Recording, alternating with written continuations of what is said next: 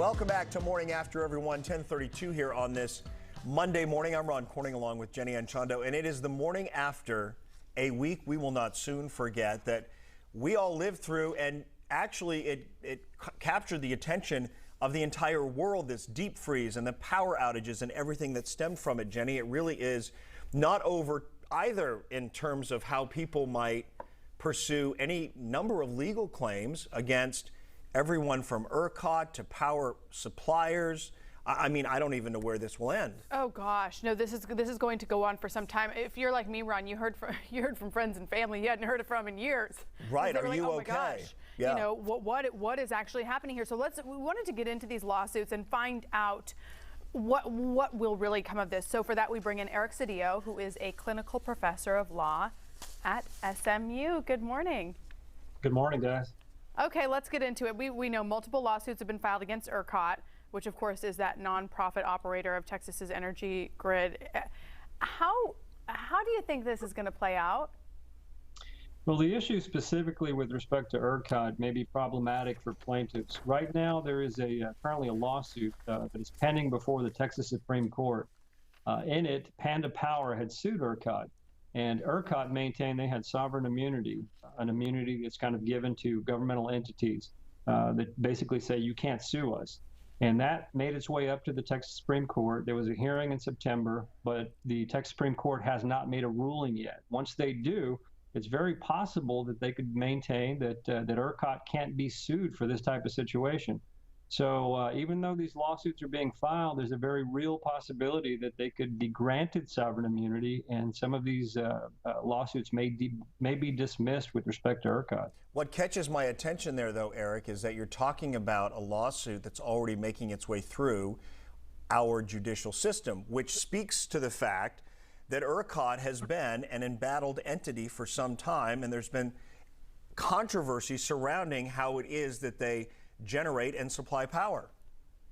That's very true. And quite honestly, the way in which you see it, we've heard a lot of finger pointing or seen a lot of finger pointing from the governor and others with respect to ERCOT, but it's actually the PUC, the Public Utility Commission, which is comprised of 3 commissioners, that is the foundation. They're the ones who lay out the framework and create the laws and everything else. And ERCOT responds or listens to what they say and follows their direction.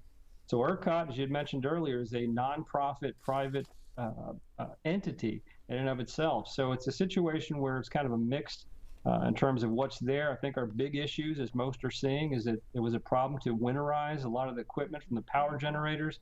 There was a loss from the power generators, and that's what caused these rolling blackouts. So, you know, ERCOT could have gotten the command from PUC to force these power generators to winterize. We had the incredible winds or problematic storms in 2011 and 1989.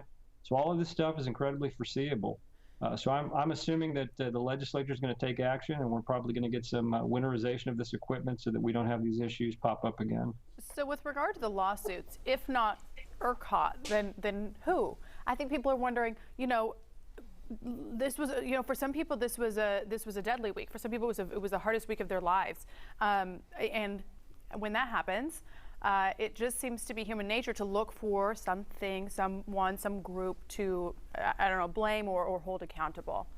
Absolutely, totally understandable. Well, it's a situation where ERCOT doesn't make the decision on who's going to get the rolling blackout, which part of the grid is going to get shut down. It's actually the regional providers like Oncor, for example.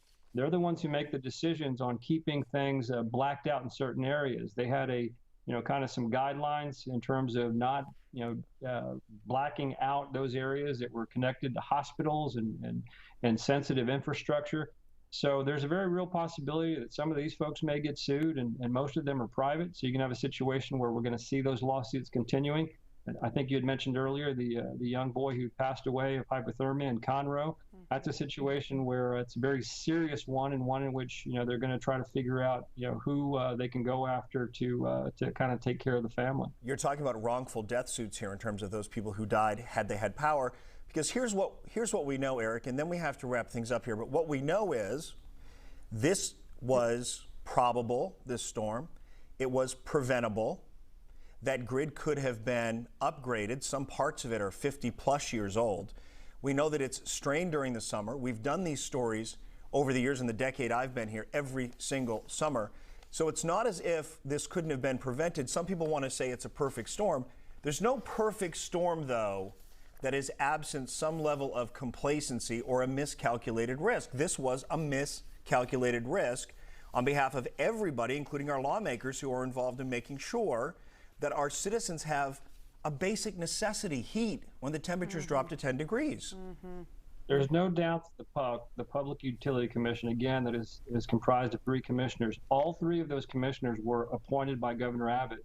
2 of them worked for him directly before joining the commission, and the 3rd was actually an employee of ERCOT for a period of time. So it's a situation where they're the ones who make the rules. They're the ones who could have winterized and dealt with this situation since 2011. There was an incredibly complete federal study done after 2011 suggesting, hey, you guys need to do this, and it didn't happen.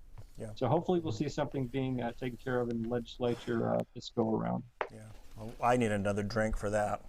I know. Eric Cedillo, thank you. We Thank still you, have Eric. a Paloma. I'm sorry you don't. He's in a professional We'll send law one over firm. next time. So, you know. But that grid, Jenny, they are saying that grid was so close to a complete collapse Yeah. that would have left us in the dark for maybe months. Yeah. How would we have gotten through that? I mean, and again, he's talking about 10 years ago. That's that February 6th date. Remember, we talked about it here, the Super Bowl in 2011. Well, and now we're trying to get the Super Bowl again. We want to get the Super Bowl again. Yeah. We have other, I mean, we have bigger fish to fry right now.